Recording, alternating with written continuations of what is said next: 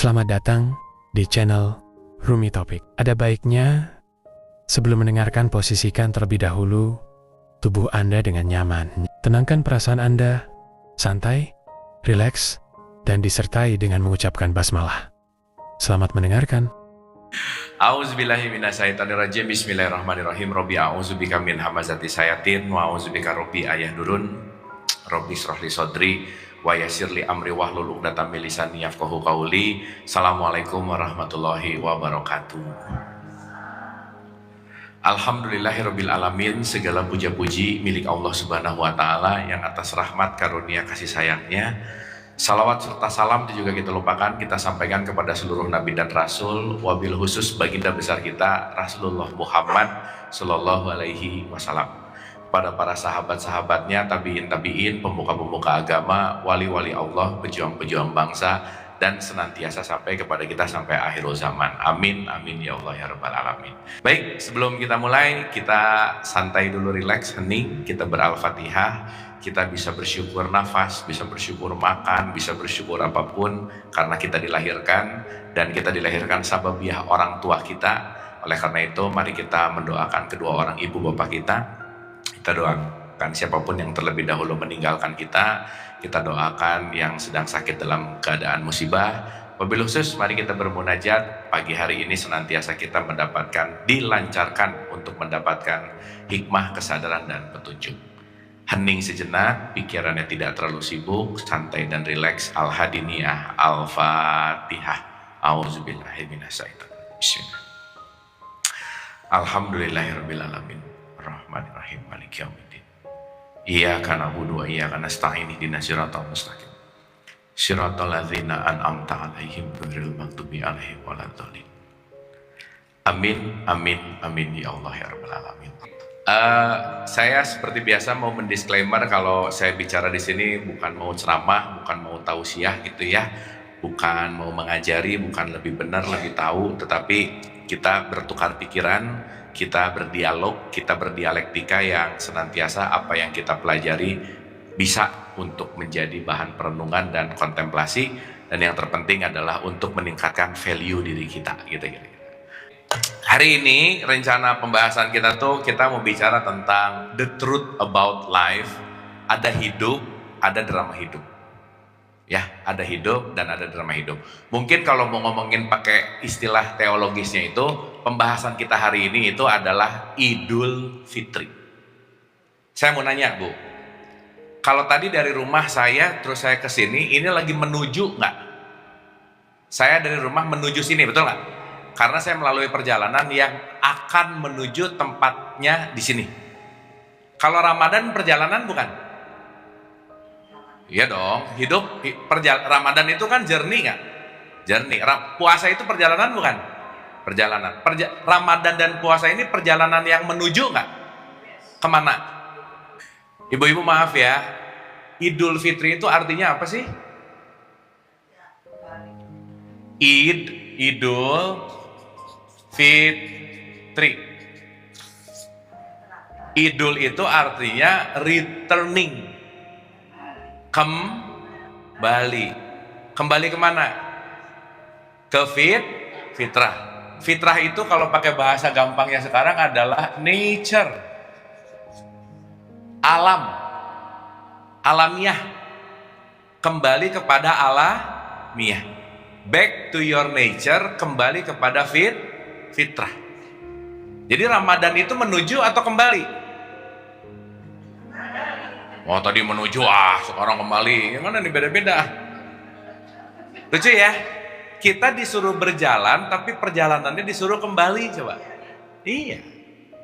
Nah ini banyak yang gak ngerti sih, Bu. Jadi urusannya cuma sahur bukber gitu. Makanya Ramadan diulang-ulang ya gitu-gitu aja sih gitu. Kenapa? Karena ya balik lagi, Idul Fitrinya tuh nggak paham fitrahnya di mana, kembalinya kemana, kembali kemananya aja nggak tahu gitu. Karena rata-rata mayoritas kan ngerjain gini-gini tuh cuman karena udah pokoknya tradisinya gitu dari dulunya, kalau nggak dosa, ujungnya takut masuk neraka. Jadi ngerjain ya karena takut. Makanya banyak komplain gitu. Jam 11 lihat jam, berapa jam lagi? Berapa jam gitu. Urusannya tuh nunggu waktu buka aja. Padahal Nabi Muhammad sampai bilang, banyak umatku yang berpuasa cuma dapat haus dan lapar. Berarti puasa urusan haus dan lapar aja nggak? Enggak. Tidak makan dan tidak minum hanya bagian kecil. Jadi jangan bangga, aku tamat puasa kenapa? Gak makan, gak minum. Bukan itu poinnya. Tapi poinnya adalah kembali ke fitrah. Nah, saya mau membahas kembali ke fitrah ini tapi dalam perspektif yang lebih luas nih. Supaya apa? Supaya kita menyadari. Sekarang saya tanya, Bu, kalau kita disuruh kembali ke fitrah, berarti kita lagi ada di mana sekarang? Ini kok diam gini sih?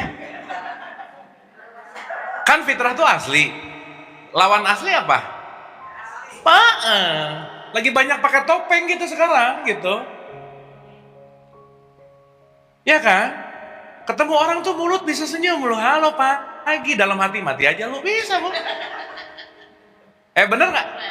Sehingga sesaat kita menjauh ke fitrah, menjauh dari fitrah, kita lagi menjauh dari asli, kita lagi masuk ke dunia yang namanya palsu.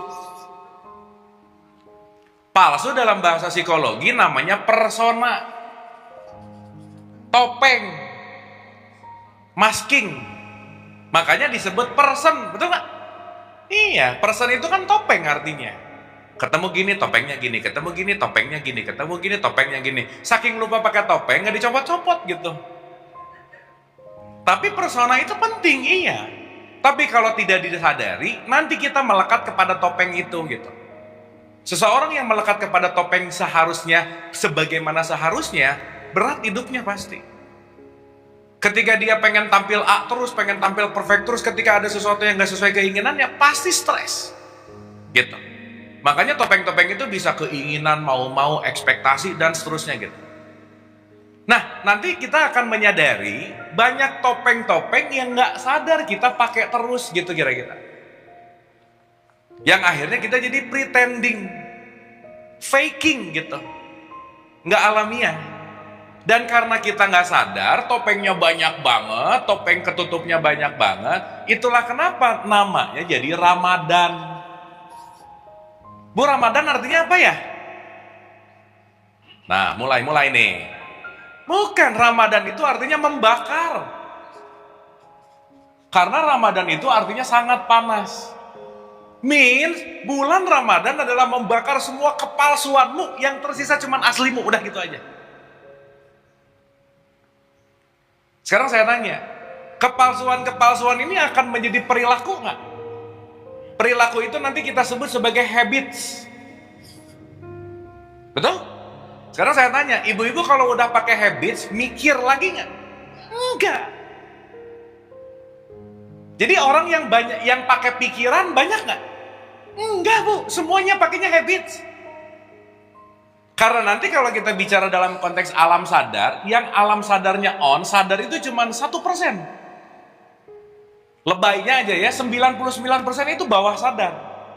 99% itu habits. Contoh aja ya, kita jujur-jujuran boleh ya?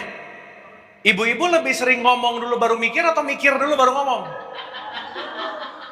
Ngomong dulu baru nyesal belakangan, bener nggak?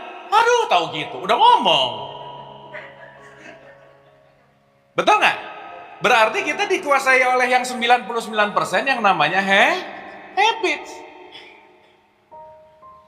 Betul? Berarti kalau orang pakai habits terus, dia potensi mikirnya besar nggak? Kecil. Mikir itu nggak mudah, maka lebih mudah menilai. Jadi kalau orang jarang mikir, pasti judgement. Jadi maaf ya Bu ya, indikator parameter orang yang sering menilai pasti nggak bahagia. Pasti. Karena kenapa? Begitu penilaian usil sama privasi orang gitu misalnya. Oh udahlah. Tetangga beli kompor pusing. Temannya mobilnya baru pusing. Ya, tetangganya nggak sholat pusing, nggak jumatan rese, hal-hal privat itu diresein terus gitu. Terus bahagianya mau kapan gitu? Ngeribetin sesuatu yang bukan urusan kita gitu. Bu, ibu-ibu lebih banyak berpikir atau lebih banyak pikiran? Yang mana? Ya udah. Nah, banyak pikiran tuh di sini nih. Di sini. Nah, pikiran tuh motornya di sini. Sip ya. Artinya, straight to the point, kalau kita sekarang sudah menjadi habits tertentu, aduh ibu-ibu maaf ya, ini true sih. Orang yang lebih usianya 40 tahun merubah habits itu susah banget, Bu. Karena abis 40 itu sudah kalau pakai bahasanya Joe Dispenza, di bahasanya neuroscience itu namanya fired and wired, yang udah sangat, aduh gimana ya, kopah. Udah, kalau kopahnya apa ya? Keras kepala. Makanya di surat 66 ayat 6, bahan baku neraka itu manusia dan batu, Bu. Yang udah membatu gitu. Jadi kalau orang membatu, esensi nerakanya tinggi banget, susah banget. Kenapa? Mikirnya susah berubah, paradigmanya susah berubah, sudut pandangnya susah berubah, pokoknya udah. Wes, gitu. Nggak bisa pokoknya. Tapi kan gini, Bu, nggak pokok. Nah udah aja, selesai. Makanya kalau orang hidupnya banyak harus, nggak akan bahagia aja. Dan kita menganggap keharusan-keharusan itu paling benar lagi. Selesai. Makanya Bu, ibu-ibu pengen bahagia nggak? Pengen bahagia? Salah satu syarat mutlak bahagia, nomor 1 Bu, jangan merasa penting. Itu nomor 1. Udah nggak usah ngerasa penting lah, biasa aja. Iya, kita nggak ada, bumi baik-baik aja Bu. Yang sok-sok merasa penting tuh, aduh nanti kalau aku mati anakku gimana? Anaknya, ibunya mati, bisa lebih bahagia? Bisa, nggak tahu. Bener nggak ini? Iya, atau sok-sok penting aja gitu, genit gitu. Aduh, kalau aku mati gimana ya? Lah, mati enggak, ya nggak ada urusan gitu. Bener nggak ini? Sesaat kita merasa penting, kebahagiaan nggak akan terjadi. Udah aja. Bu maaf ya, penyakit orang yang merasa penting, 1, susah berterima kasih, 2, susah minta maaf. Udah gitu aja. Udah aja. Kenapa? Omonganku tuh penting banget, harus didengar. Nggak didengar, sensi, bete. Aku nggak didengar. Lah, emang penting ya? Gitu. Sip ya. Berarti pertanyaannya, kenapa penting, kenapa perlu lah ya, kita pakai bahasa perlu lah sekarang. Kenapa perlu? Dan Nabi Muhammad selalu mengedepankan sahabat, Bu. Humble nggak beliau? Humble, nggak pakai guru loh ya. Guru loh. Gitu. Maksudnya apa? Kalau saya guru, kamu murid, dengerin saya ngomong. Tapi saking Nabi Muhammad tidak merasa dirinya penting, sahabatan aja yuk. Saya belajar dari kamu belajar dari saya. Top nggak Bu? Iya. Nah urusan sikap-sikap gini tuh nggak diikutin, yang diikutin bajunya, cara makannya. Bener nggak ini? Mengikuti sunnah Rasul gimana? Pakai baju. Buka puasa, sunnah Rasul apa? Makan kurma. Ya iya, di sana nggak ada cendol. Suka aneh-aneh gitu orang tuh, gimana sih? Dianggap buka puasa pakai kurma mengikuti sunnah Rasul gitu. Ya emang di sana nggak ada seblak gitu, misal. Ya benar nggak? Ya. Jadi kalau sekarang kita nggak ngerti apa yang kita akan ikuti, yang jangan-jangan yang diikuti justru malah kemasan-kemasannya, tapi justru esensinya nggak diikutin gitu. Berantem akhirnya. Rakaat tarawih 11, 23 ribut. Yang benar 23, enggak 11 ribut. Gitu. Kunut nggak kunut berantem. Urusan atahiyat dulu sama gerak-gerak ribut coba. Ya aneh nggak sih gitu? Tapi nggak aneh sih, tapi ya udah aja ya. Aneh bagi orang yang mau tapi tadi yang berpikir banyak atau dikit? Ya udah sedikit. Buat yang tidak berpikir kita maklumi. Makanya Bu, nomor 2 syarat mutlak bahagia, turunkan ego, maklumi orang lain. Bu, stok maklum kita jangan habis aja. Udah gini, ya udah maklum. Udah beres. Ibu tahu ya IQ rata-rata orang Indonesia 78,4 tahu? Iya, IQ gorila tahu 70. Kan cuma beda 8 ya. Jadi kalau rese maklum aja sih gitu. Iya. Ya, sedih loh Bu. Padahal Indonesia negara yang orang Islamnya paling banyak. Religius banget gitu. Dan terbukti nanti bahwa religius itu belum tentu punya moral bagus. Puasa tamat tapi korupsi gitu. Lah kita udah berapa tahun Ramadan Indonesia, bener nggak? Tapi korupsi gitu-gitu aja. Makin gede. Kita update dulu supaya ngerti, oh saya kembali ke fitrah itu, balik ke nature-nya saya. Ibu merasa nggak di sini yang kira-kira dirinya tukang marah? Ada yang merasa nggak? Nah, kadang. Sekarang saya tanya, marah fitrahnya ibu bukan? Nah, mulai. Begini deh, marah mah udah lah, gini. Ibu merasa nggak yang dirinya agak-agak pelit? Ngerasa nggak? Pelit fitrah kita bukan? Bukan. Saya mau straight to the point ya Bu ya. Fitrah kita itu percikannya ruh Tuhan sifatnya cuma satu, kasih sayang. Basic desain kita tuh cuma welas asih Bu. Jadi marah itu diajarin loh. Kalau kita nggak diajarin marah, nggak akan marah. Kalau kita tidak diajarkan benci, nggak akan benci. Jadi marah, benci, dengki, iri, julid, kepo. Ini semua adalah bagian dari kepalsuan diri kita. Sok ibu perhatiin. Kalau ada bayi baru lahir brojol bareng, satu hitam, satu putih di ruangan bayi, nggak ada. Hitam jelek lu, nggak ada Bu, dia belum tahu. Betul nggak? Ibu pernah ngeliat ada bayi emosian nggak? Nggak ada. Nangisnya bayi bukan emosi tapi lapar. Tapi nanti kalau udah 5 tahun nangis, emosinya udah ada. Betul nggak?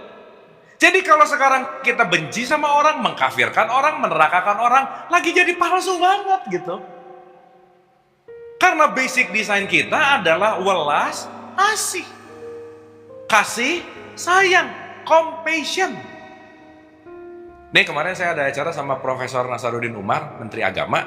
Dia bilang, keren Bu, Kementerian Agama Indonesia sekarang lagi bikin kurikulum untuk di Indonesia. Satu namanya kurikulum cinta Bu. Guru agama gak boleh ngejelekin agama lain sekarang. Gak boleh mengkafirkan, gak boleh menerakakan. Prof. Komarudin Hidayat, Nasaruddin Umar kemarin bilang, masa sih sekarang ngelihat agama lain kayak najis gitu. Lah terjadi loh. Anak TK sekarang beda agama, wih kafir. TK loh. Udah terdoktrin dari usia 07 di sini. Jadi habitsnya nanti. Iya. Lucu ya Bu. Kita tuh pengennya bersatu, tapi yang tiap hari dilakukan ribut mulu gitu kan aneh. Nah, Profesor Nasaruddin Umar bilang kemarin, semua ayat Quran kalau disarikan itu cuma Al-Fatihah. Al-Fatihah kalau disarikan cuma basmalah. Basmalah itu sarinya Rahman Rahim. Rahman Rahim, dua-duanya satu akar kata dari rahimah, artinya cinta. Maka kalau di bulan Ramadan ada nuzulul Quran, turunnya Quran, berarti cintamu hidup kembali yang kemarin kamu hidup dengan kepalsuan gitu loh Bu. Benci, susah maafin, merendahin gitu. Maka dibakar semua kebencian-kebencian kita, dibakar semua kepalsuan-kepalsuan kita. Nuzulul Quran, turunnya cinta, kamu kembali kepada nature. Nature-nya adalah kasih sayang. Berarti kan ini bukan hanya urusan gak makan gak minum, betul gak Bu Pak? Nah, kita ngomongin Idul Fitri setidaknya 4 pertemuan sih Bu. Karena ini panjang banget. Cuman karena kita pertemuannya agak singkat, saya mau compact supaya nanti kita mulai menyadari, oh 1 Syawal bukan pesta opor, bukan. Iya, karena waktu 1 Syawal pesta opor jadi opor dosis nanti stres. Iya, tiba-tiba darah naik lah, tiba-tiba jadi ikut pusing lagi gitu. Maka berarti pertanyaannya, sekarang jangan-jangan kita sudah nyaman dengan yang palsu. Contoh, aku tuh emang orangnya pemarah. Nah udah selesai. Kalau udah mendeklar orangnya pemarah, mau digimana pun gak akan melepaskan amarahnya gitu. Aku tuh emang gini dari dulu. Nah udah gini dari dulu lagi. Yang artinya jangan-jangan sudah terjebak dengan identitas palsu dan menyangka bahwa identitas palsu itu aku lagi. Berarti kita semua terjebak oleh habits gak? Iya. Sehingga kalau kita tidak merubah habits, Bu, ibu mau ngaji nih tiap hari, hatam tiap hari, kebiasaan gak berubah, kualitas hidup gak akan pernah berubah. Apalagi cuman hatam. Hatam kan bunyi ya. Waktu hatam bunyi tahu isinya gak? Enggak. Terbukti begitu saya nanya sama orang yang hataman, tadi yang dibaca maknanya apa? Jawabannya sama. Wallahu alam bisawab. Udah. Gak tahu isinya. Tapi yang lucu setelah hataman ngerasa, iya aku soleha. Ini dari mana soleha? Orang baru bunyi. Bener gak ini? Sekarang saya tanya, Bu, output dari semua apapun perilaku bukan ujungnya? Iya. Tapi bagus-bagus aja sih. Seenggaknya waktu orang hataman kan gak ngomongin orang lain. Kan ngomongin alif lam mim, tahu nggak? Nggak ada. Setidaknya dia stop dari melakukan hal-hal buruk, nggak ngomongin orang lain, dia pause dulu. Bagus-bagus aja sih. Tetapi sesaat tidak ada pengertian, tidak merubah yang namanya habits. Sampai sini oke? Oke? Bu, di surat Ar-Rahman ayat yang sama diulang-ulang nggak? Kenapa? Nggak diulang aja lupa, apalagi diulang, bener nggak? Betul nggak? Berarti pertanyaan saya, habits ini hasil dari program pengulangan nggak? Berarti ibu-ibu dan saya kalau merubah habit harus mengulang-ulang nggak kira-kira? Itulah kenapa banyak banget ayat Quran yang repetisi.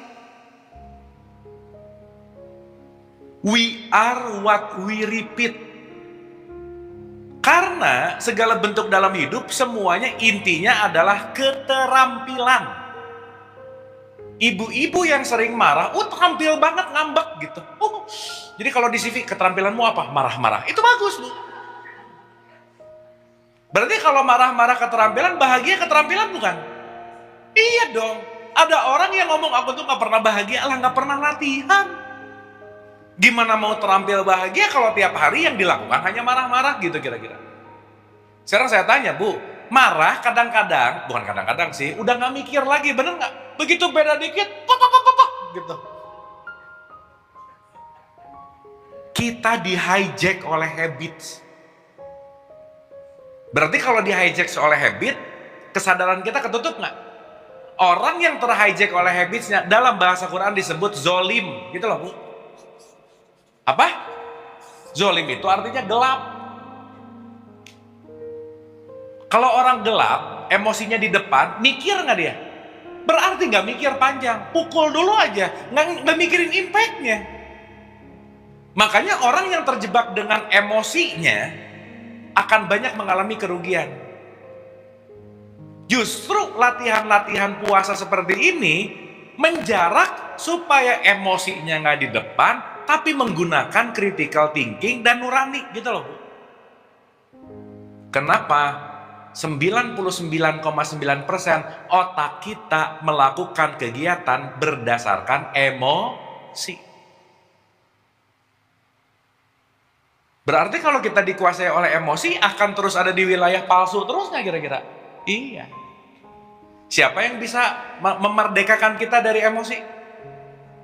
Diri sendiri.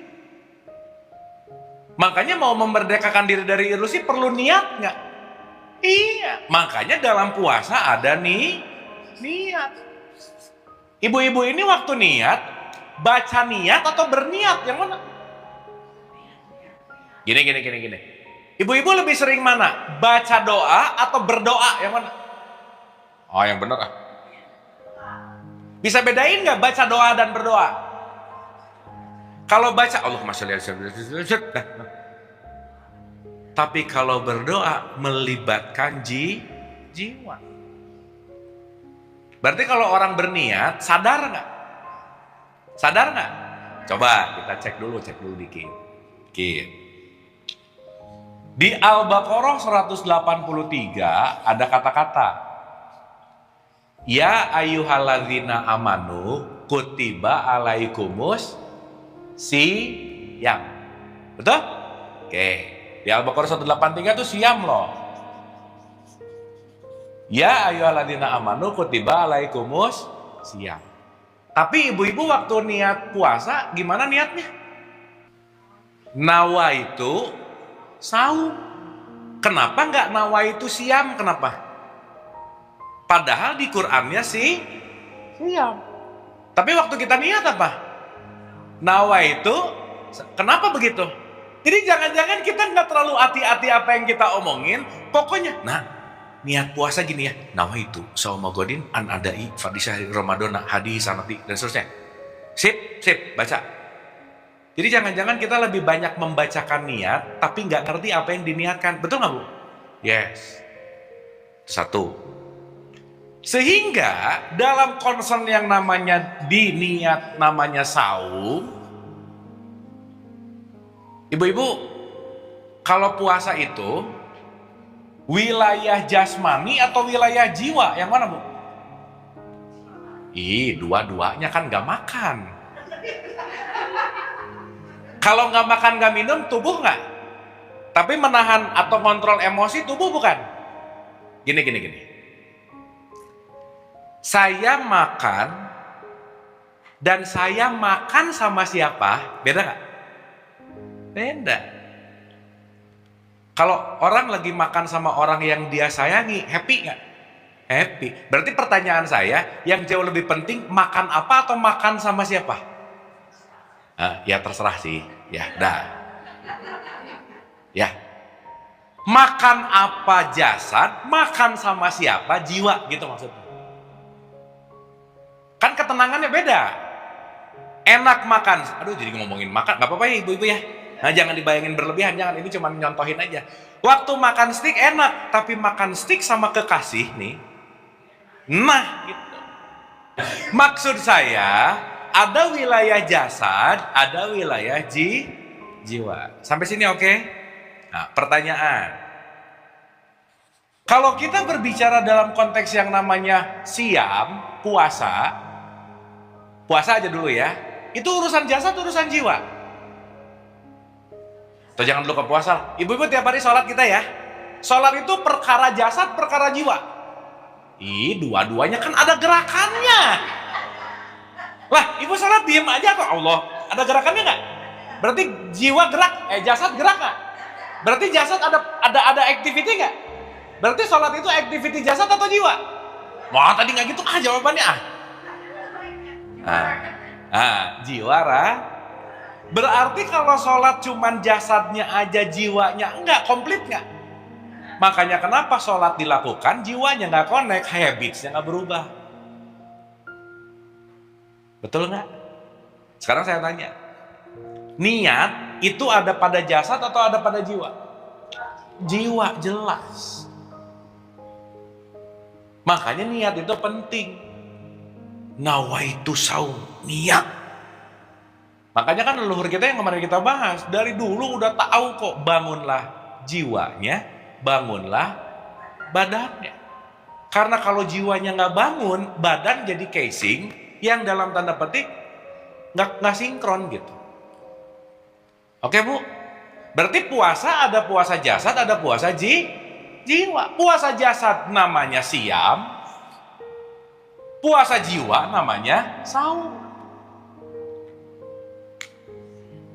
Ibu tadi ada gitu nggak? Begitu ibu, itu namanya Lailatul Qadar. Iya, dapat pencerahan. Iya. Berarti barusan ibu Lailatul Qadar nggak? Sip. Berarti kapan aja bisa nggak? Sip. Bukan nunggu, bukan. Tapi yang ngerti ini cuma 1%. Ketika ibu, dapat sesuatu nggak? Kalau bulan itu bercahaya, 1000 bulan itu cahayanya cahaya banget. Begitu tadi, cahayanya lagi hadir, I get it, aha moment, that's it. Itulah yang disebut Lailatul Qadar. Sip? Jadi ibu Lailatul Qadar nggak barusan? Tapi nggak usah cerita-cerita. Jangan pulang dari sini, aku Lailatul Qadar, jangan. Nanti yang nggak ngerti pusing. Nah, mulai gitu. Karena kebanyakan orang mikir Lailatul Qadar nanti nunggu tuh 10 hari terakhir gitu. Abis gitu gambling lagi. Kayaknya Lailatul Qadar 23 deh. Enggak, 25 gitu. Bu, Allah di dalam setiap hari ada nggak? Masa Jibril sama Allah tanggal 22 cuti? Bener nggak? Kan aneh ya? Nggak aneh sih, aneh buat yang mau mikir gitu. Kalau buat yang nggak mau mikir kayak gini nggak penting, ya udah aja pokoknya gitu. Sampai sini oke? Sampai sini oke? Maka hanya orang yang dalam kata petik nuzulul Quran lah orang yang bisa Lailatul Qadar. Artinya apa? Kalau kita kembali kepada welas asih dan cinta, kita akan melepaskan penilaian, mengosongkan wadah, siap diisi oleh sesuatu yang baru gitu loh. Kenapa ibu-ibu bisa Lailatul Qadar barusan? Karena ibu-ibu datang ke sini dengan rendah hati. Nggak ada kebencian, bukan ada kepentingan. Udah, lepas aja, enjoy aja, dan kita di sini belajar bareng untuk apa? Saling mengisi. Maka kita bisa saling memberikan dalam tanda petik enlightenment gitu kira-kira. Oke? Bu, kita kan udah sepakat dari awal waktu pertama ke sini, kita nggak ngejar cepat beres materi, tapi step by stepnya kita paham, betul nggak? Sip, itu yang paling penting, Bu. Supaya nggak obesitas pengetahuan, tapi nggak dikerjain gitu. Iya, orang sekarang ada yang obesitas pengetahuan, tahu banyak, tapi nggak pengalaman gitu, Bu. Makanya pengetahuannya jadi membunuh dirinya gitu, overthinking. Aduh, gitu. Sip ya? Makanya antara tahu dan laku jadi satu kesatuan gitu. Sampai sini oke? Sampai sini oke? Paham? Oke, lanjut. Ulang dulu sekali lagi ya, baru kita mulai ya. Oke. 1. Idul Fitri adalah kembali ke nature. Kembali ke apa? Nature. Nature itu alam, alam itu fitrah. Berarti yang namanya fitrah berubah nggak? Berubah-ubah nggak? Enggak. Namanya juga fitrah. Nah, sekarang kita renungkan, kita cari fitrah diri kita nih. 1. Jasad berubah nggak? Kok ragu-ragu? Berubah nggak? Ibu-ibu ngaca 20 tahun yang lalu sama tadi pagi, beda nggak? Lebih lucu mana? Fix ya? Bu, maaf ya, jasad itu ada ukuran stop untuk bertumbuh vertikal nggak? Nah, ibu emang ninggiin lagi nggak sekarang? Enggak, sok kebayang kita tinggi terus, Bu. Oh, malah jadi pendek ya? Oke. Sip ya? Berarti dia terlimitasi dan dia ada satuan waktunya dan dia mengalami yang namanya perubahan. Jadi bertumbuh vertikal memang terbatas, yang bahaya kalau puasa bertumbuh secara horizontal. Nah, bahaya. Iya, Bu. Orang sekarang modern udah gak ada kelaparan menyebabkan mati, gak ada, Bu. Yang ada kebanyakan makan menyebabkan mati. Berarti pertanyaan saya, tubuh fisik ini titipan bukan? Perlu dirawat nggak? Itulah kenapa perlu ada siam. Ayo rawat tubuhmu dong. Kenapa? Tubuhmu, we are what we eat. Kita adalah apa yang kita makan. Tapi di era sekarang makanan itu bukan hanya nasi, bakso, soto, bukan. Termasuk informasi. Sip? Oke? Oke. Jadi jasad fitrah bukan? Ih, kok diam lagi? Bukan, karena baru menua. Bu, kita ada di dalam sistem gravitasi nggak? Berarti kulit sama gravitasi nggak bisa berlawanan nggak? Iya, keriput itu pasti karena ada gravitasi gitu. Sip ya? Tuhan tuh sayang banget sama kita bikin gravitasi. Nikmat Tuhan mana yang kamu dustakan? Betul nggak? Ibu kalau nggak ada gravitasi, saya kalau nggak ada gravitasi, pipis pusing, Bu. Duh, ini kalau dikeluarin ke sana, ke sini. Bener nggak? Tapi karena ada gravitasi tenang nggak? Karena tahu pasti ke bawah. Hukum namanya. Ya, salah satunya begitu. Oke, sampai sini? Sip. Jadi jasad fitrah bukan? Hah? Bukan. Sip. Kenapa? Mantap. Kalau sama yang pinter-pinter gitu enak ngomong ya. Tahu. Bu, maaf ya, kita jujur. Asalnya tadi nggak tahu, nggak ngerti, jadi paham, jadi oke, ada dapat, ngerasa begitu nggak? Itu namanya nuzulul Quran. Itu namanya Lailatul. Aku jadi paham.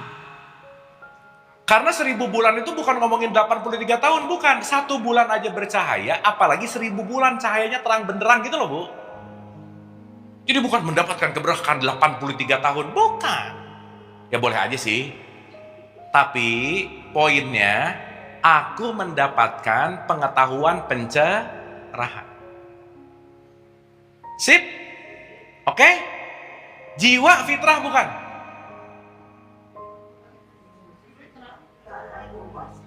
Nah, mulai. Jiwa ibu-ibu waktu SMA sama jiwa ibu-ibu waktu sekarang sama nggak? Sama kalau lagi ngumpul biasanya. Kalau lagi reuni, jiwa lama muncul, Bu. Zoom, gitu kayak waktu SMA lagi gitu. Pernah ngerasain gitu nggak? Pulang ke rumah balik lagi sih. Udah. Begitu reuni, jiwa SMA muncul lagi. Betul nggak? Berarti yang namanya jiwa, maaf nih ya, berubah nggak? Berubah betul.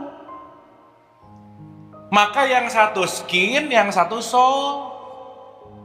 Soul berubah, skin berubah. Maka skincare perlu.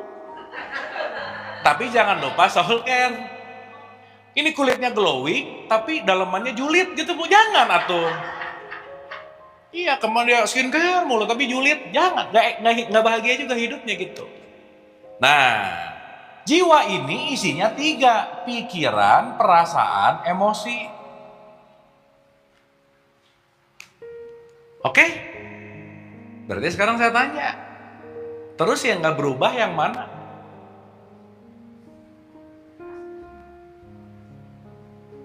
Yang fitrah yang mana? Yang jelas bukan jasadku, bukan dalam bahasa Quran namanya adalah ruh. Ruh nggak berubah. Ibu punya ruh nggak? Iya, kalau nggak punya nggak akan duduk di sini. Iya. Bukti kita punya ruh apa? Nafas. Nafas ibu waktu TK, SD, SMP sama nggak? Nah, gitu. Sama-sama udara. Orang Kristen, Hindu, Buddha, narik udara yang sama nggak? Makanya kita disebut saudara. Makanya jangan berantem. Guru saya tuh bilang gini, Bu, ke saya. Bu, kalau kamu mau benci orang, boleh. Yes. Wah, happy saya. Karena waktu itu emang lagi bete sama orang. Kan saya nanya gini, saya ngomongnya kan ke guru saya tuh, Yai, mau nanya, boleh benci nggak sama orang? Boleh, dia. Wah, Kiai asik nih, boleh, deh. Gitu. Koma, tapi cari siapa yang kamu benci, yang tidak menarik napas dengan udara yang sama-sama kamu. Mikir saya, cari yang gak narik napas bareng sama saya. Mikir, Bu, dia narik, iya dia narik. Oh, saya ngerti. Kenapa di 4, 9, 10, 11, 12 orang-orang beriman saudara. Jadi kalau saya benci gara-gara agama, saya benci gara-gara suku bangsa, saya berarti ngelihat yang palsunya. Lupa bahwa dia narik nafas, aku narik nafas, dia narik udara, aku narik udara, dia ruh, aku ruh, dia percikan Allah, aku percikan Allah. Jadi kita ketipu sama casing, Bu. Begitu casingnya rada-rada kita sebal nih, kita lupa yang kita benci ilusinya, bukan isinya. Sok, saya mau nanya, di ruangan ini jasadnya beda-beda nggak? Beda. Jiwanya? Ulangi. Pemikiran kita sama nggak? Enggak tuh Bu. Enggak. Perasaan sama nggak? Enggak. Memori? Pengalaman? Berarti jiwanya sama atau beda? Oh tadi sama, sekarang beda gimana? Beda. Tapi ruhnya sama nggak? Nah gitu. Coba belajar ngelihat orang lain, ngelihat ruhnya. Jadi kita nggak cepat ngenilai jelek lu, bete lu, apa. Nah tolong lu, yang aku lihat bukan itunya dulu. Ibu, kalau kita belajar ngelihat orang dalemannya, kecenderungan kita menghina pasti kurang. Begitu mau sebel, oh iya ya, dia dan aku isinya sama. Oh berarti menyebalkan itu konsep aku memaknai dia menyebalkan. Betul nggak? Berarti yang bermasalah dianya atau maknanya? Nah, makna itu bahasan kita namanya drama. Makanya hidup penuh dengan apa? Karena di dalamnya ada apa? Jadi kalau kita mau terbebas dari kebencian, yang dirubah apanya? Maknanya. Contoh, ibu pernah ketemu orang nyebelin nggak? Ya sering. Ya, ulang ah. Kalau kita ngelihat orang nyebelin, berarti aku memaknai dia menyebal. Berarti kalau sering ketemu orang nyebelin, yang bermasalah yang mana? Nah gitu. Kenapa ya tiap ketemu orang dia nyebelin. Udah bertahun-tahun pengen ngerubah lagi. Kamu tuh rubah dong. Abis waktu gak akan berhasil. Kenapa? Gak ada yang bisa kita rubah kecuali yang bisa kita kontrol langsung. Apa? Maknaku, bukan dianya. Contoh nih, ceritanya belum pengajian ceritanya. Ketemu orang, musuh, benci. Ada benci nggak di sini? Dengki nggak? Capek nggak Bu megang itu? Tapi disuruh maafin nggak mau, aneh nggak?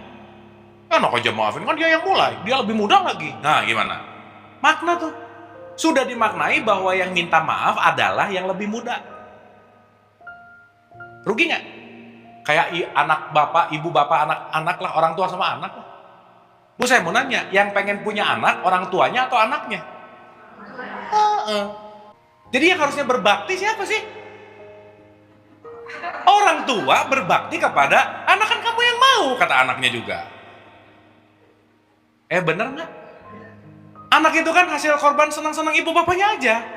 Dia nggak minta ada.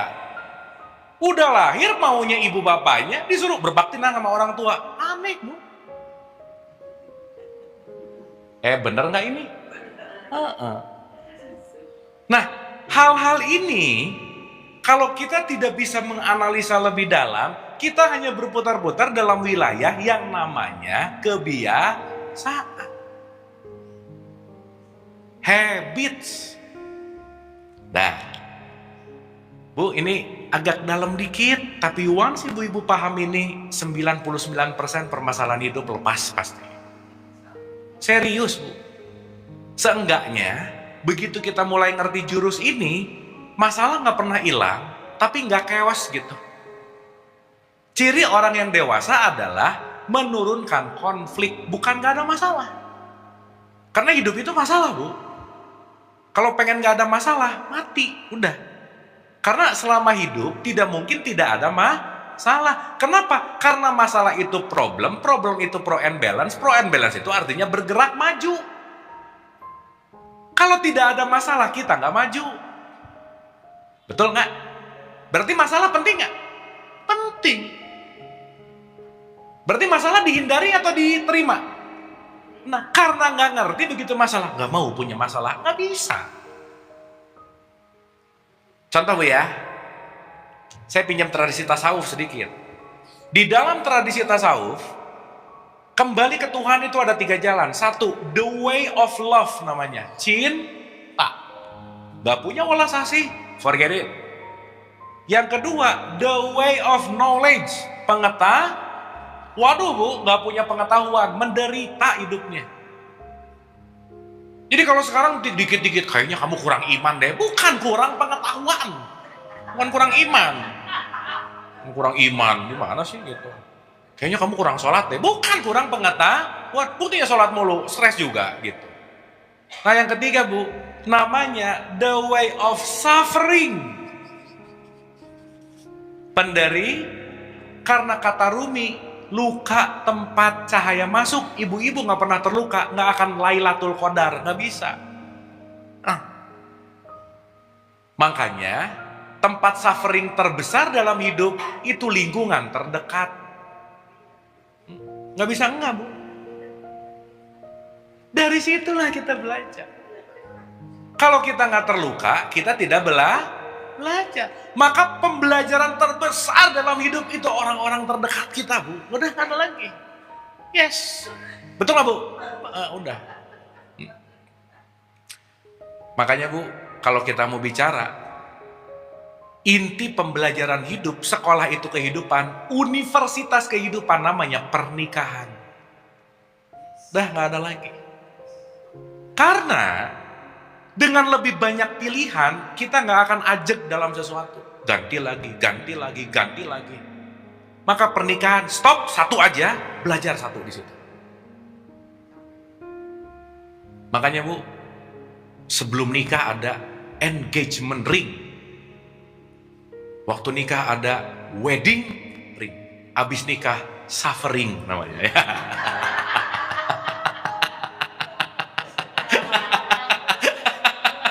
Ya, yang terakhir nih, gitu. Ya, makanya semua nabi dan rasul urusan ribut sama siapa? Orang terdekatnya Bu.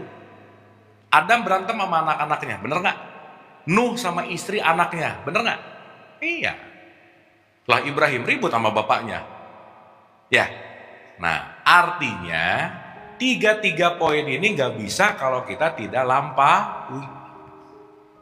Makanya Bu, cintailah penderitaan. Saat mencintai penderitaan, cahaya akan muncul gitu. Karena selama kita tidak mencintai penderitaan, kita menolak, dia nggak akan hilang Bu. Jadi kata kunci dari semua, udahlah Bu, inti dari apapun konteks hidup adalah menerima, titik.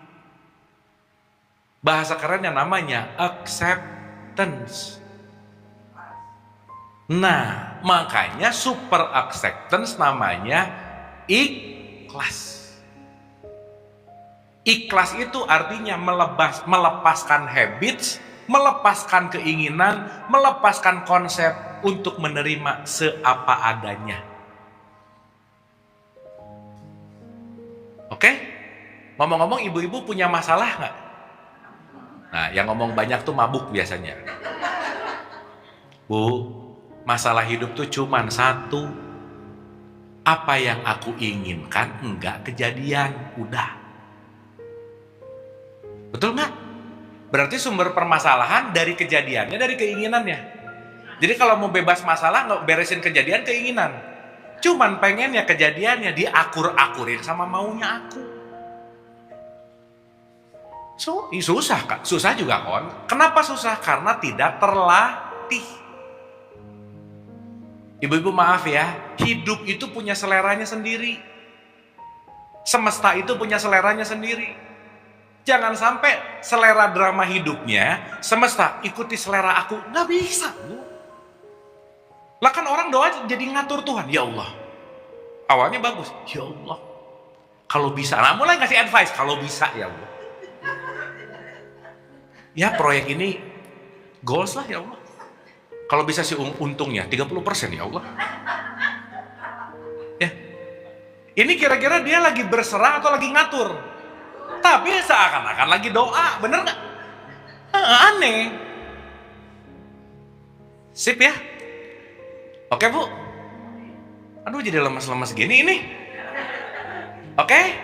Nah, sekarang kita cari cara gimana tidak terjebak drama. Sip ya, mulai ini. Mulai. Bismillah Bu ya. Pelan-pelan tapi Ibu dapat substansi. Supaya pulang dari sini kita lebih bisa mengikro. Mengapa Bu? Ikro bukan baca tapi mengobservasi. Ya. Kalau kita udah pandai mengobservasi, kita akan kita akan lebih mempersedikit penderitaan nanti. Contoh. Ada dua ya. Ada pain, ada suffering. Pain itu apa, Bu? Sakit. Suffering itu sakit itu pasti. Oke? Tapi menderita itu pilihan. Tidak semua sakit harus menderita. Sakit, tapi aku tidak menderita oleh penyakitku.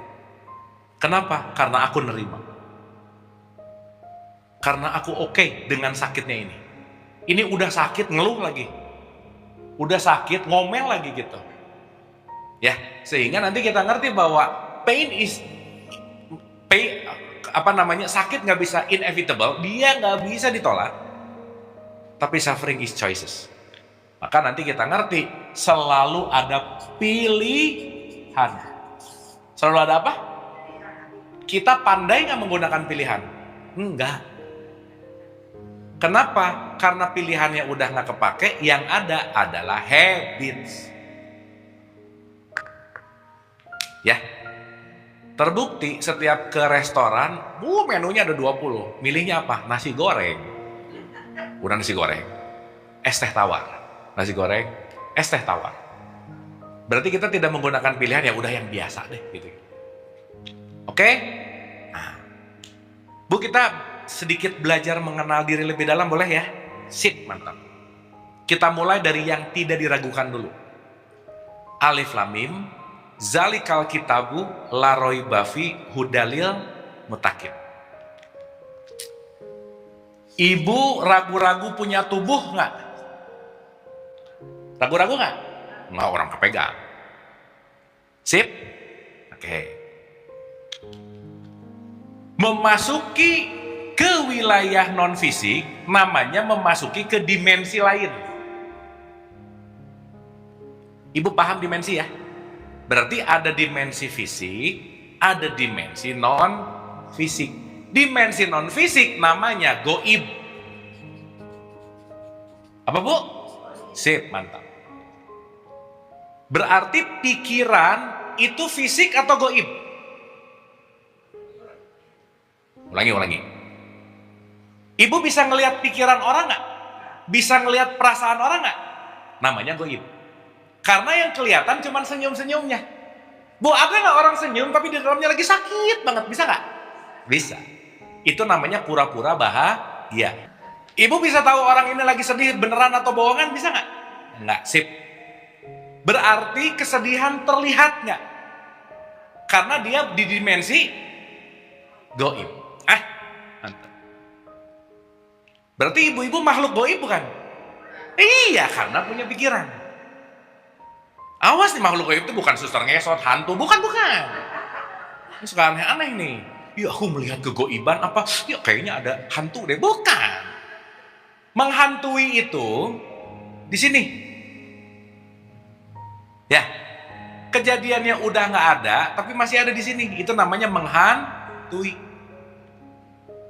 Hantu itu bukan yang serem aneh-aneh, bukan, Bu. Memori yang belum bisa diterima itu jadi hantu namanya. Oke? Sekarang saya tanya, memori lama itu fakta atau makna? Dua-duanya. Contoh. Contoh. Dua orang ngeliat Pantai Kute, yang satu. Kenapa? Yang satu baru jadian, yang satu baru diputusin. Dua-duanya di Pantai Kute. Memori Pantai Kute beda nggak buat dua orang ini? That's it. Tapi faktanya sama nggak? Faktanya sama-sama Pantai Kute, tapi maknanya beda. Oke? Berarti masa lalu bisa dirubah nggak? Bisa. Maknanya, faktanya nggak berubah. Jadi kalau ibu masih memaknai orang itu menyebalkan dari dulu sampai sekarang sakit hati, kita pusing sama kejadian yang udah nggak ada. Sayang.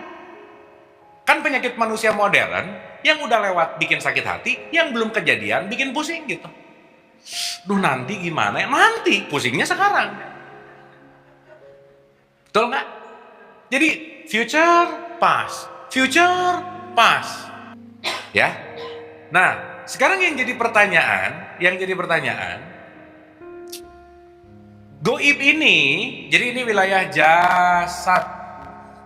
Ke goib itu masuk ke wilayah perasaan dan emosi. Jasad berubah. Tiga ini namanya jiwa atau nanti disebut manas.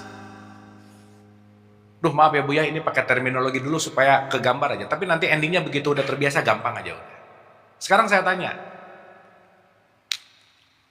kalau pikiran, perasaan, dan emosi berubah, jasad berubah, tadi kita tahu ada yang tidak berubah. Namanya apa Bu? Ruh. Contoh, jiwa menghasilkan pengalaman. Apa Bu? Sip. Pengalamannya beda-beda nggak? Beda-beda nggak? Beda. Nah ini supaya gampang aja Bu ya. Ruh itu adalah yang selalu bersaksi terhadap setiap pengalaman. Yang selalu apa? Contoh, yang menyaksikan pengalaman ibu-ibu waktu SD, penyaksi yang sama nggak? Iya. Waktu SMP, penyaksi yang sama nggak? Yang beda pengalamannya atau yang menyaksikannya? Pengalamannya.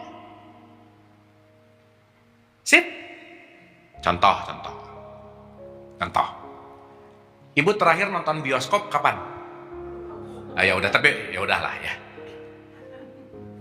Waktu ibu-ibu nonton bioskop, begitu duduk, set, layarnya belum ada apa-apa, kita melihat apa? Layar. Betul? Melihat apa? Begitu udah ditembak sama proyektor, cetas, muncullah gambar-gambar.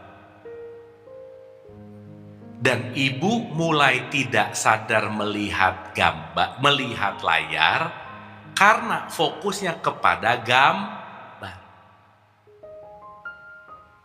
Sip, pertanyaan saya. Kalau adegan di filmnya ada ledakan, layar kebakar enggak? Enggak. Kalau adegannya banjir, layar basah enggak? Berarti si layar ini tidak bisa terbakar oleh api, tidak bisa terbasahi oleh air, karena layar tetap layar dari awal film sampai akhir film. Betul nggak? Layar itulah sang kesadaran, sang penyaksi.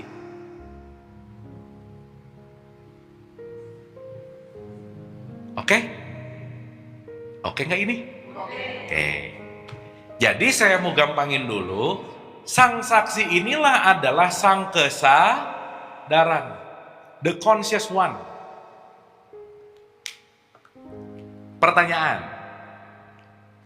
ketika, atau gini deh, yang esensial antara film sama layar yang gak pernah berubah-ubah, filmnya atau layarnya? Itulah kenapa Bu, kita ini adalah kesadaran yang lagi belajar menjadi manusia.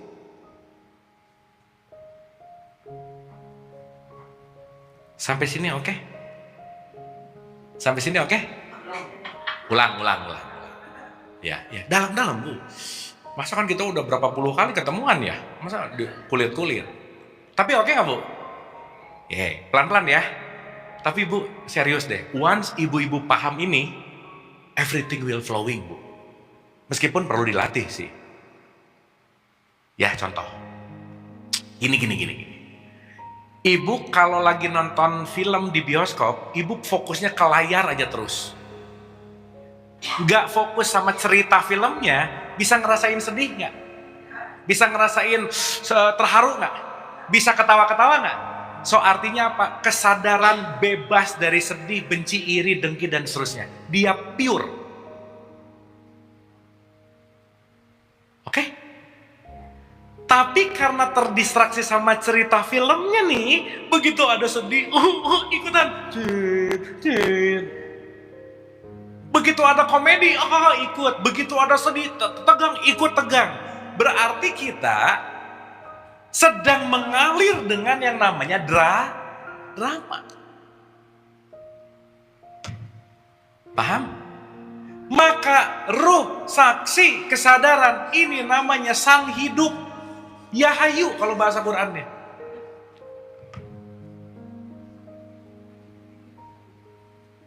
Dan si pikiran, perasaan, emosi, jiwa ini filmnya, ini namanya drama.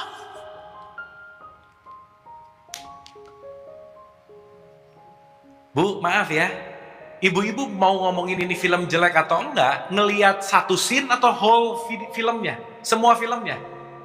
Jadi kalau sekarang ini adalah film kehidupan, jangan ngomong sekarang aku tuh gagal, filmnya belum beres. Belum selesai. Maka hal yang paling terpenting untuk mengalir adalah jangan mengambil kesimpulan. Jangan judgement. Ih kasihan deh dia, kayaknya hidupnya sengsara deh. Bisa. Menilai gak tuh?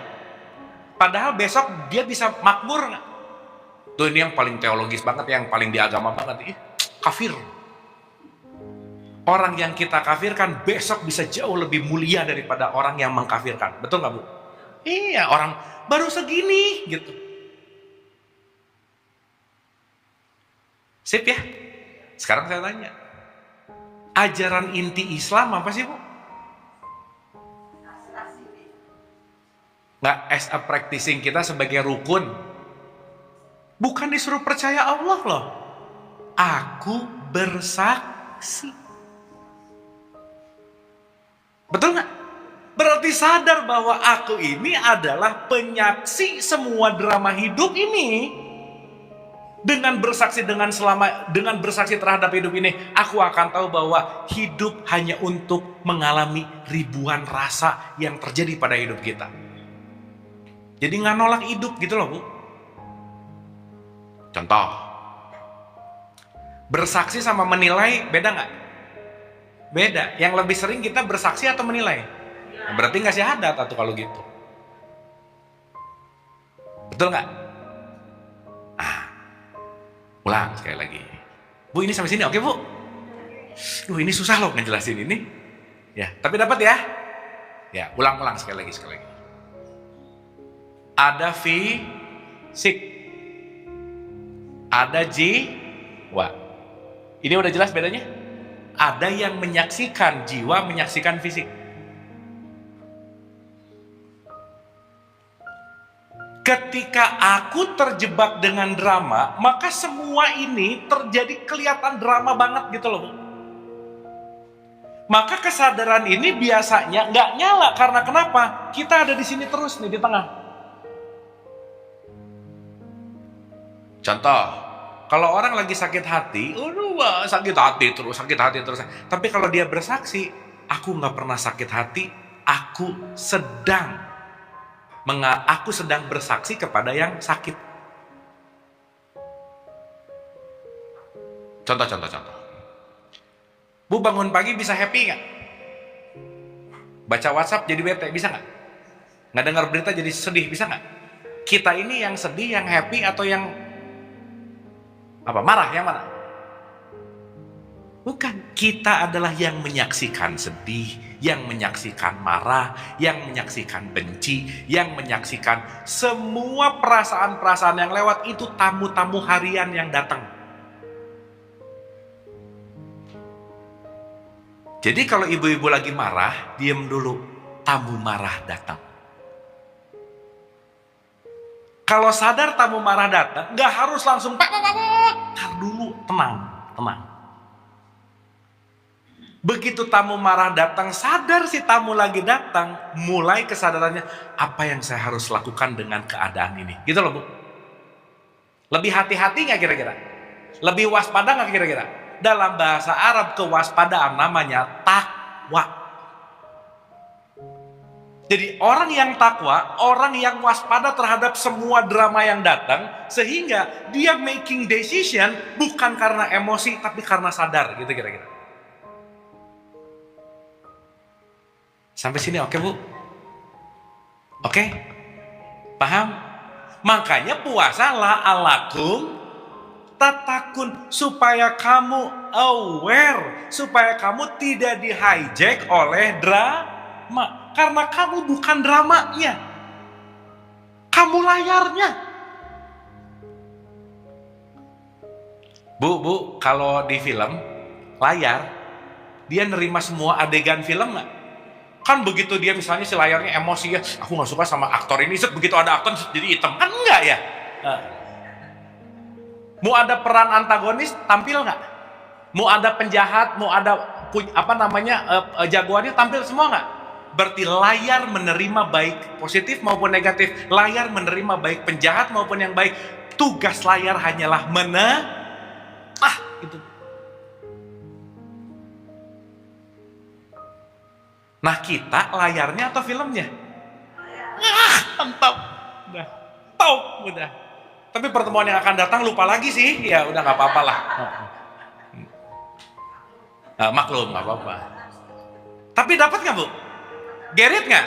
Berarti nanti Ibu kalau melihat hal yang sedih, ya ampun ini permainan aja sih. Ngapain baper-baper amat sih gitu. Drama. Makanya di surat 57 ayat 20, dunia ini hanyalah permainan dan senda guru. Nggak usah baper amat. Kenapa?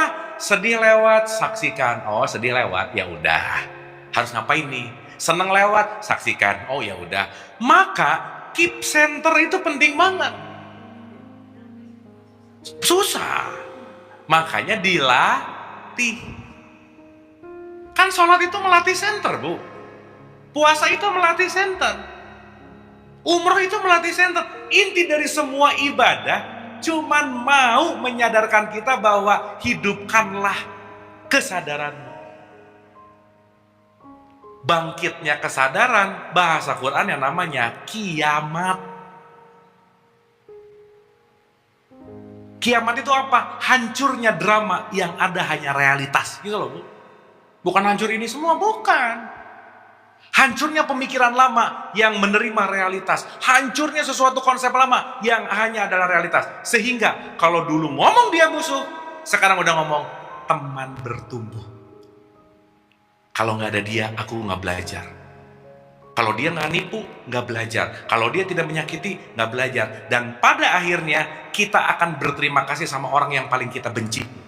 Kenapa? Karena merekalah yang menghantarkan kita ke kelas kesadaran ini gitu. Oke? Sip? Berarti kalau saya mau lulus di drama, apa yang harus dilakukan? Memaafkan. Udah, gak ada lagi. Semakin tidak memaafkan nih, dramanya dipegang terus. Ini udah 10 tahun nih kasusnya, ngelihat udah gak ketemu 10 tahun di mall, ketemu mukanya. Aduh. Udah.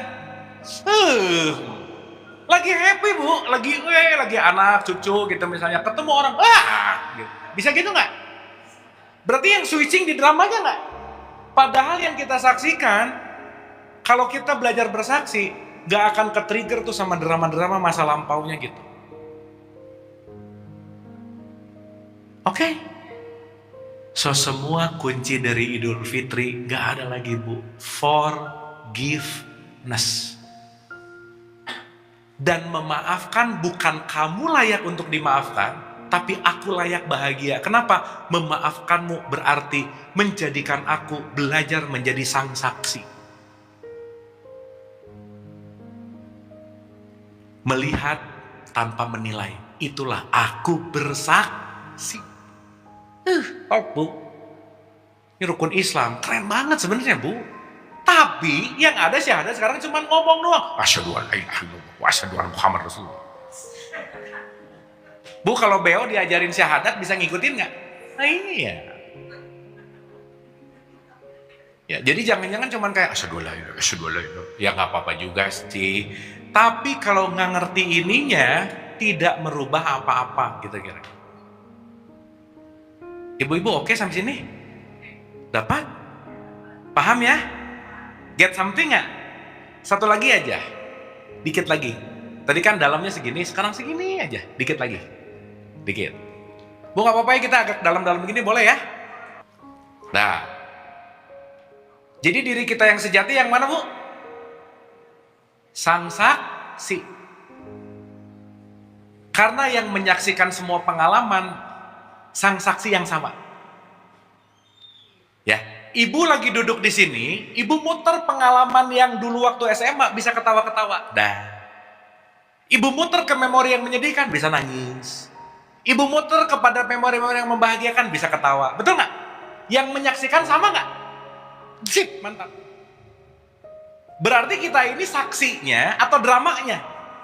Nah, kalau udah jadi drama, berarti dia lagi ada di palsu. Makanya, kembalilah kepada sang saksi. Gitu loh, Bu. Kembalilah menyaksikan Idul Fitri.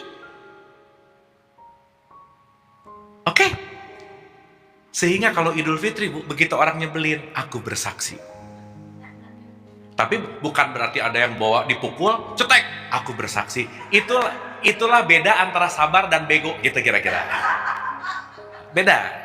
Kan aku udah bersaksi, jadi aku mau apain disaksikan aja. Ya dibukulin juga aku bersaksi. Bukan gitu, bukan. Bukan. Makanya kita dikaruniai akal. Tapi yang paling ya ngomongin ya nggak ada yang penting sih.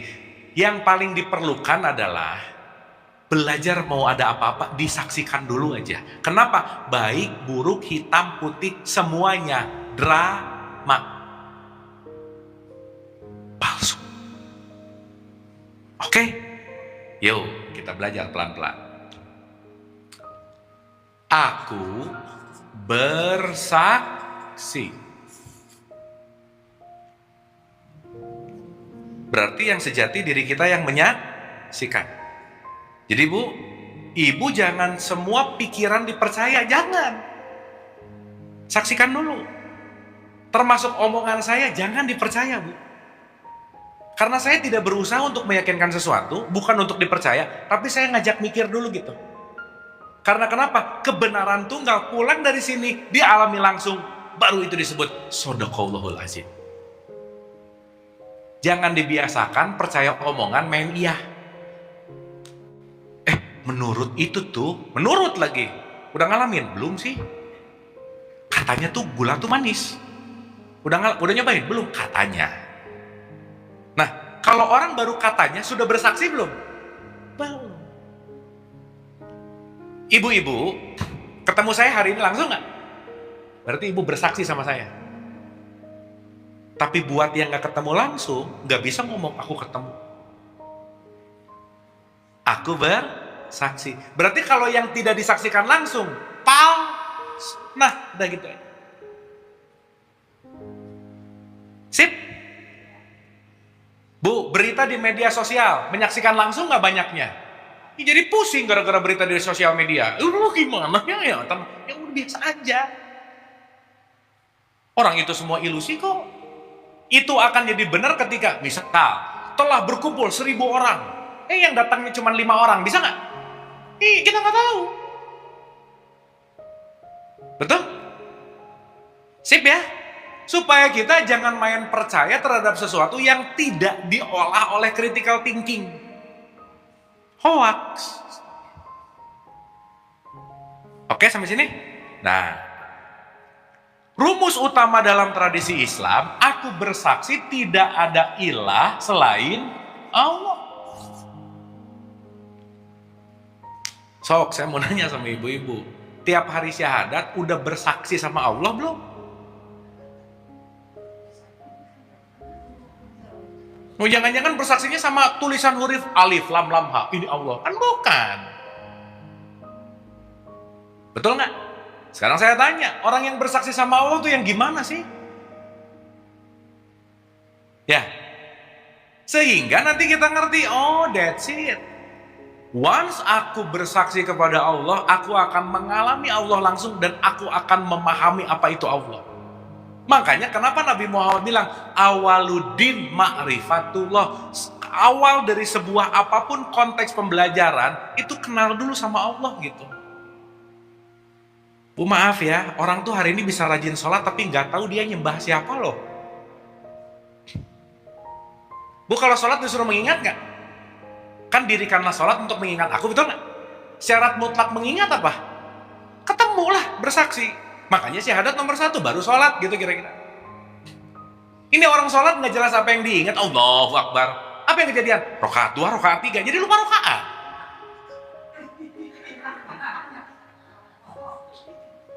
Betul nggak, Bu? Dan obrolan ini nggak diajarin di pendidikan masalahnya. Cuman disuruh hafal, selesai. Jadi Allahnya tuh hafal gitu, bukan bersaksi gitu. Ayat-ayat itu hafal, bukan disaksikan gitu. Ya no wonder ketika kita ada menghafal diulang-ulang, tapi perilaku tidak berubah. Karena kenapa? Ya gimana mau bersaksi orang cuman hafal. Oke, terakhir ya Bu ya. Jam, ya dikit lagi. Sekali lagi Bu ya. Jasad fitrah bukan? Jasad ini fitrah bukan? Kan berubah, bukan? Jiwa bukan. Kenapa? Yang tidak pernah berubah dari kita lahir sampai sekarang apa? Ya, yang ruh itu apa? Sansaksi atau sip, mantap. Jadi fitrah kita yang mana? Kesadaran, ruh atau saksi. Berarti kita disuruh kembali ke fitrah nggak? Yang asalnya kamu menilai buruk, lepas sebelum kamu menilai. Yang asalnya kamu membenci, lepas sebelum kamu membenci. Karena kenapa? Benci, julid, iri, dengki, itu bukan kamu, itu drama. Karena kamu adalah sang hidup, karena kamu adalah sang saksi. Oke Bu? Sip. Ini kalau di Harvard pelajaran S3 Bu. Serius. Iya. Teosofi Sufism itu diajarinnya di S3 nih. Urusan ngobrol-ngobrol gini gitu. Iya berat, nggak apa-apa. Ya. Terakhir ya. Bismillah nih. Aku bersaksi tidak ada ilah selain Allah. Nanti di next pertemuan kita akan bicara sejarah keberadaan. Gimana semua ini ada tuh gimana gitu kira-kira. Ya. Tapi saya mau shortcut dulu supaya kita nanti paham. Ibu-ibu, Allah itu kalau pakai bahasa namanya adalah pangkal awal realitas. Itu Allah artinya. Jadi simpel aja ya. Apa itu Allah? Allah adalah realitas. Nanti banyak sih, tapi ini salah satu aja. Makanya nanti di surat 24 ayat 35 itu dikatakan Allahun Nur, I am the light. Cahaya bergerak jadi energi, energi memandat jadi materi, dan semuanya adalah kecerdasan tanpa batas. Nanti kita ngerti ke situ. Supaya nanti kita paham kemana saja kamu menghadap, di situ wajah Allah. Contoh aja. Ibu-ibu ini apa kursi? Ini pintu. Kursi dan pintu ini disebut kursi karena kita kasih nama, betul nggak? Iya. Nama itu konsep bukan? Konsep. Berarti ini sebenar-benar kursi bukan? Sesuatu yang dikasih nama kursi. Sip. Jadi kursi namanya atau esensinya? Jangan nyembah nama tapi nggak tahu esensi gitu. Ini pintu atau sesuatu yang dinamakan pintu. Apa kesamaan antara ini dan ini? Iya benar punya nama, bagus. Esensinya maksud saya, dua-duanya kayu. Paham? Berarti ketika saya ngelihat ini, aku bersaksi melihat kayu, aku bersaksi melihat kayu. Jadi secara esensi ini sama nggak? Sama-sama apa? Yang dibentuk dengan nama kursi, yang dibentuk dengan nama berarti ruangan ini esensinya sama nggak? Cuman beda nah gitu. Oke? Ini orang kalau nggak mau mikir dalam susah gini-gini Bu. Ngejajah aja, salah. Gitu. Tipis banget gitu keyakinannya. Ngelihat salib, takut. Misalnya. Ngelihat patung, takut. Gitu misalnya. Kenapa? Karena sudah terasosiasi dengan yang namanya konsep. Oke? Sip? Jadi Allah itu apa, Rea? Kalau ilah apa? Ilah itu artinya ekspektasi.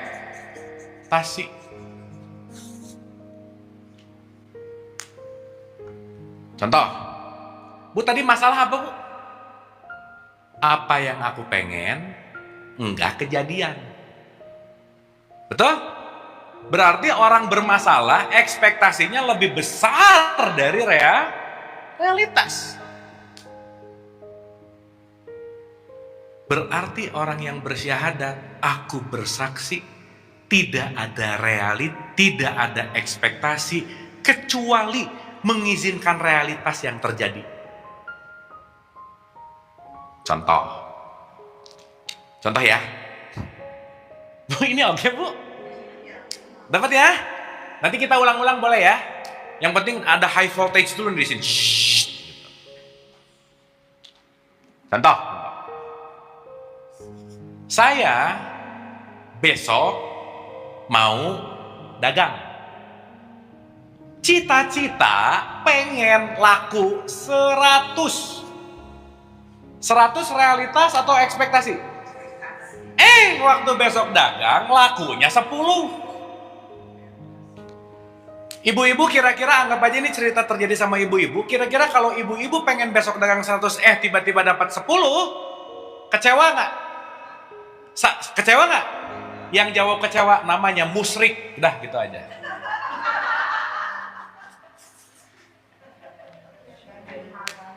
Loh, musyrik itu mempersekutukan Allah, artinya apa? Mempersekutukan realitas, nggak nerima. Awas loh, musyrik bukan di rumah ada patung, di rumah ada lukisan, di rumah ada dogi, bukan. Ibu tahu resep panjang umur nggak? Pelihara anjing. Kenapa? Rumah yang ada anjingnya malaikat nggak bisa masuk. Nah gitu kira-kira. Jadi begitu malaikat pencabut nyawa mau masuk, ada anjing aja di ibu panjang umur. Nah.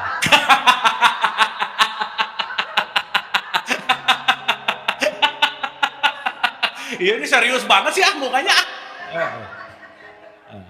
Ibu itu yang terakhir, hoaks jangan yo. Awas jangan pulang dari sini. Tadi pelajaran pengajian apa? Aku tuh bisa panjang umur kenapa? Pelihara anjing. Jangan ya.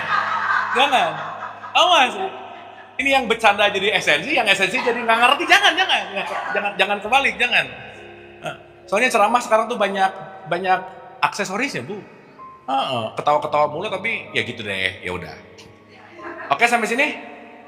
Sip. Jadi kalau mau panjang umur pelihara apa?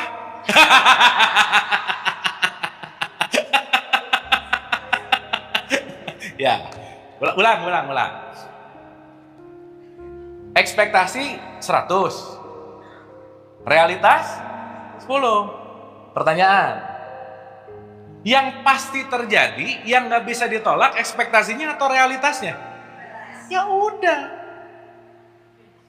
Orang yang mau pengen 100 tapi 10 keep happy, saya accept, saya terima realitasnya dengan lapang dada. Itu namanya orang Islam. Waman ahsanuddin miman aslama, surat 425, artinya siapakah orang yang paling baik dinnya kecuali orang yang berserah total kepada Allah.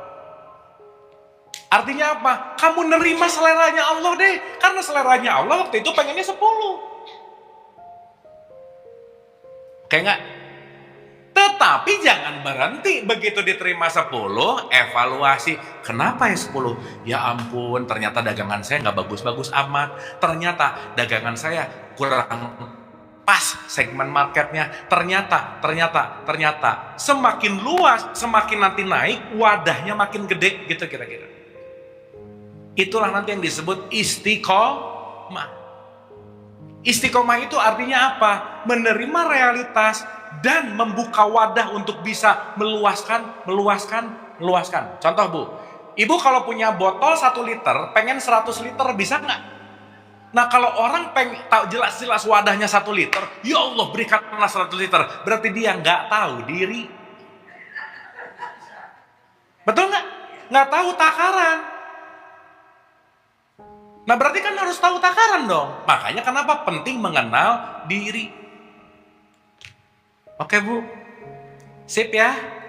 So pelajarannya, apapun sekarang yang belum diterima sebagai realitas, yuk belajar terima, karena pada akhirnya hanya realitas yang akan menang. Berarti kalau ada kata-kata hidup ini mau apa? Mencari ridho Allah. Apa maknanya? Wallahu alam bishawab. Jadi jargon-jargonnya ridho Allah gitu.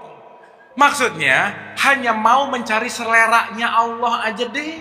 Ridho itu kan disukai artinya.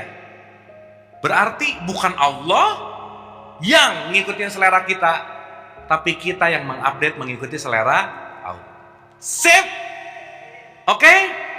Yuk pulang dari sini yang belum diterima-terima, yang belum dimaafkan-maafkan. Karena kenapa? Gak ada jalan lain untuk menerima realitas kecuali kita melepaskan semua ekspektasi. Di situ kita mulai Idul Fitri. Dapat Bu? Oke? Paham? Atau puyeng? Iya gak apa-apa sih ya. Udah ya? Memaafkan tapi berarti belum Bu. Gak apa-apa, tapi latihan. Karena tapi itu proses. Aku kayaknya udah maafin deh, tapi gak mau ketemu misalnya. Gak apa-apa Bu, gak apa-apa. Tapi dilatih. Memaafkan bukan melupakan, tetapi memaafkan mengingat tanpa emosi. Jadi misal ibu benci sama orang nih ya, kesel. Begitu dengar namanya masih ada, gak apa-apa. Berarti belum rilis 100%. Tapi diterima dah. Sekarang kok agak ringan ya? Agak ringan. Begitu ketemu mukanya masih, udah jangan dulu, gak apa-apa. Bertahap. Begitu apa? Ketawa-ketawa, aduh dulu ya gitu. Makanya kenapa Bu? Hidup intinya adalah menjadi the best version kita gitu. Ibu kalau mau ngecek diri kita yang lalu, cek postingan di Facebook 5 tahun lalu, pasti alay Bu. Dulu gini ya ternyata gitu. Dulu gitu ya ternyata gitu. Ya, ketika kita sudah mulai mentertawakan diri kita, nah mulai kita kembali ke fitrah tuh. Kenapa? Karena kita fokusnya ke dalam diri kita, bukan keluar. Oke Bu? Ya. Ya. Emang gak bisa? Gak apa-apa.